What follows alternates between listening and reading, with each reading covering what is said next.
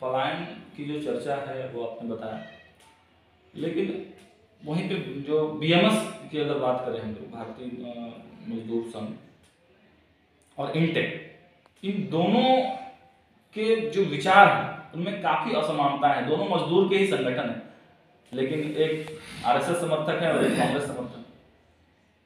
देखिए, मैंने पहले ही आपको कहा कि आरएसएस, बीएमएस, भाजपा जब इन लोगों की बात करेंगे और कांग्रेस, आईएनटीयूसी की जब बात करेंगे तो आपको बहुत फर्क नजर आएगा, साफ फर्क नजर आएगा।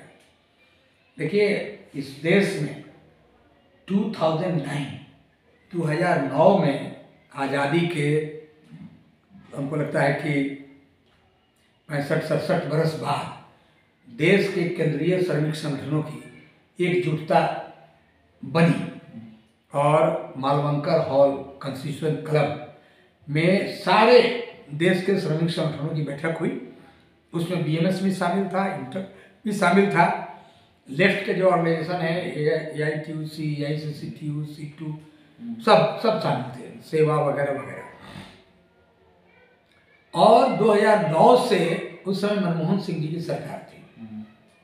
आप कहते हैं आईएनटीयूसी को, हम कांग्रेस के साथ हैं, कांग्रेस पार्टी के लिए काम करते हैं, कांग्रेस सत्ता में कैसे आए इसके लिए भी प्रयास करते हैं, क्योंकि हमको लगता है कि कांग्रेस सामाजिक समरसता और जो एक समाज में सबको जोड़ के ले चलने की जो एक ताकत है, क्षमता है, और एक जो नेतृत्व का तरीका है कांग्रेस का, वो कांग्रेस में है। और देश के लोग आज देख भी रहे हैं। राहुल गांधी ने जो भारत जोड़ो यात्रा करके साबित किया है। आपको मैं बताना चाह रहा हूं कि 2009 में मनमोहन सिंह की सरकार के रहने के बावजूद हम लोगों ने उस समय सरकार के कुछ नीतियों को लेकर के अपने ही सरकार का विरोध किया था। ये बीएमएस ने नहीं किया। जो बीएमएस उस समय शामिल थी हम लोगों के साथ। जब ही मोदी जी 2014 में आ गए, बीएमएस जंप कर गया। तो यही नीति है, ये एक ही मुद्दा लेकर के इनका अपना एक अलग एजेंडा है। जो आरएसएस का एजेंडा है, ना इनका मजदूरों का एजेंडा है, नौजवानों का एजेंडा है, न देश का एजेंडा है, न गरीबों का एजेंडा है, इनका अपना एजेंडा है। और वो एजेंडा क्या है वो पूरा देश जानती है। इसलिए अगर इनको हमारे बराबरी में काम करना था तो क्यों छोड़ के भाग गए? आपने एकजुटता बनाई 2009 में, कांग्रेस की सरकार थी उस समय, यूपीए की सरकार थी। तो जब ही एनडीए की सरकार 2014 में आई मोदी जी के नेतृत्व में, बीएमएस क्यों भाग गया? ये जवाब तुमको देना चाहिए ना, क्यों भाग गए? तो आप इंटक से मुकाबला करना मुश्किल है। तो आपका कहने का मतलब है कि इंटेक अपने ही सरकार का अगर जरूरत पड़ने पे विरोध कर देती है, और आप ये कर देती नहीं है, किए हैं। आजादी के बाद से लगातार जो नीतियां बनी है पार्लियामेंट में लेबर का, उन सारी नीतियों में सरकार जो उस समय कांग्रेस की थी, आईएनटीयूसी के एडवाइस को लेकर के पार्लियामेंट में बहस होता था। आज अब बताइए ना कि बीएमएस का कौन एडवाइस लेके मोदी जी लेबर कानून बना रहे हैं? ये क्या करती है, दो तरफा है ना। ये श्रम कानून जो लेबर कोड आया है उसका खिलाफ करने के लिए ये अलग से आंदोलन भी करते हैं, कहते हैं कि नहीं साहब लेबर कोड के हम खिलाफ हैं। तो लेबर कोड के खिलाफ हैं तो ये संगठन जो एकजुटता बनी है उससे क्या खिलाफ क्यों है भाई? ठीक बात है। एक पर्सनल क्वेश्चन मैं लेना चाहूँगा यहाँ पे कि ठीक बात है, आप लोग कांग्रेस जब मनमोहन सरकार थी तब भी विरोध किए, तो फिर आप इंटेक के बिहार के प्रदेश अध्यक्ष हैं, अब नीतीश कुमार पर भी डायरेक्टली नहीं कुछ बोल रहे हैं, लेकिन आप बता रहे हैं कि भ्रष्टाचार है।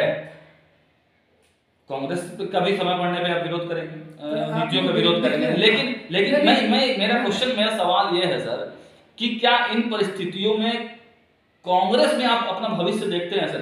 किस प्रकार से देखते हैं? मतलब क्या हम बता रहे हैं कि देश के मजदूरों का भविष्य यदि है तो केवल कांग्रेस की सरकार में ही भविष्य है, या मान लीजिए। इसलिए हम कह रहे हैं, दावे के साथ कह रहे हैं, ये चाहे राज्य में हो चाहे पूरे देश में हो, क्योंकि कांग्रेस के अलावे सब लोगों ने ताकत आजमा लिया है। हर एक राज्य में लेफ्ट ने भी शासन किया है वेस्ट बंगाल में, जाकर देखेंगे मजदूरों की क्या स्थिति है। तो कंपेरेटिवली अगर आप देखेंगे तो कांग्रेस प्रो लेबर है। आज बताइए ना कि पेंशन, जो पुरानी पेंशन योजना है, वो अगर मोदी जी ने उसको खत्म कर दिया था, तो आज नई पुरानी पेंशन योजना को वापस करने वाली कितनी सरकार है, कौन सी सरकार है, किसकी सरकार है, कौन उसमें भागीदार है। सबसे पहले हम लोगों ने इसको शुरू किया छत्तीसगढ़ से, राजस्थान से, हिमाचल में, ये तीनों जगह कांग्रेस की सरकार है। सर बिहार में कांग्रेस की क्या स्थिति है? अरे भाई, बिहार में कांग्रेस की स्थिति क्या छिपा हुआ है क्या? अभी तो गठबंधन है पॉलिटिकली, तो दो हमारे किस नंबर पे आप देखते हैं पॉलिटिकल? नहीं, हम क्या देखें? अरे क्या देखेंगे, जो है सो है, इसमें देखने का कोई सवाल नहीं। अंदर खाने में यह भी चर्चा है सर, कांग्रेस के बड़े लीडर के बीच में और संगठन में भी ये चर्चा है कि उनके बड़े लीडर भी जितना भीड़ नहीं जुटा पाते हैं, या उनकी उतनी शक्ति नहीं है जितना कि चंद्र प्रकाश सिंह की शक्ति है, और वो उभरती जा रही है। नहीं, ये हम बात नहीं मानते हैं। हमारे सभी कांग्रेस के बड़े नेता हमारे आदरणीय हैं, सब को हम रिस्पेक्ट करते हैं, हमारे लीडर हैं। अभी परिवर्तन एक हुआ है बिहार में, जो अध्यक्ष बने हैं डॉक्टर अखिलेश प्रसाद सिंह जी, तो हमको लगता है कि उनके नेतृत्व में फिर से कांग्रेस को एक बार ताकत मिलेगी। भविष्य में हम लोग आपको कांग्रेस में देखेंगे क्या? नहीं, हम तो कांग्रेस में ही रहने वाले हैं। हम कांग्रेस छोड़ के कहीं जाने वाले नहीं हैं। इतने वर्षों में हम अगर मान लीजिए ना कि हमको 1978 से कांग्रेस में है, जो आदमी 1978 से कांग्रेस में है, इतने वर्षों में एक सेकंड के लिए भी हमने कांग्रेस का त्याग नहीं किया है, तो अब तो हम जीवन पर्यंत कांग्रेस में ही रहेंगे। हम कहाँ जाने वाले? आने वाले समय में सर विधानसभा या विधान परिषद? नहीं, हमारा अपना लेबर मूवमेंट से हमारा संबंध है। हम मजदूरों की सेवा करना चाहते हैं, मजदूर आंदोलन को देश में मजबूत करना चाहते हैं। हमको INTUC ने, कांग्रेस ने बहुत दिया है, और आप देखेंगे कि दुनिया के कई देश में हमने भारत को भी रिप्रेजेंट किया है और इंटक को भी रिप्रेजेंट किया है। और मेरा अभी इंटक का सौभाग्य है बिहार में कि 3 ग्लोबल यूनियन के साथ हमारा टाइप है, और ILO ने पूरे देश में 4 राज्य को सेलेक्ट किया, 4 राज्य को काम करने के लिए। उसमें बिहार का सिलेक्शन हुआ, दिल्ली, महाराष्ट्र और तमिलनाडु। तो हमको गर्व है ना कि INTUC के नेतृत्व में हम काम कर रहे हैं। तो ग्लोबल जो यूनियन है, जो सबसे बड़ा मजदूरों का संगठन ILO है, उसको भी अच्छा लगता है कि INTUC का काम बिहार में बढ़िया से मजबूती से हो रहा है। सर बजट पर एक छोटा कमेंट आपसे चाहेंगे। अभी जो पेश हुआ है बजट, फिर आपकी क्या राय है? देखिए, ये बजट के जो आंकड़ों के जाल में हम जाते रहे, हमारा तो सरकार के आंकड़ों पर विश्वास ही नहीं। मजदूरों को क्या मिला सर? मजदूरों को क्या मिला? कुछ नहीं मिला। मजदूर को बजट में अगर एक ही स्वर में कह देते कि हम इसको बंद करिए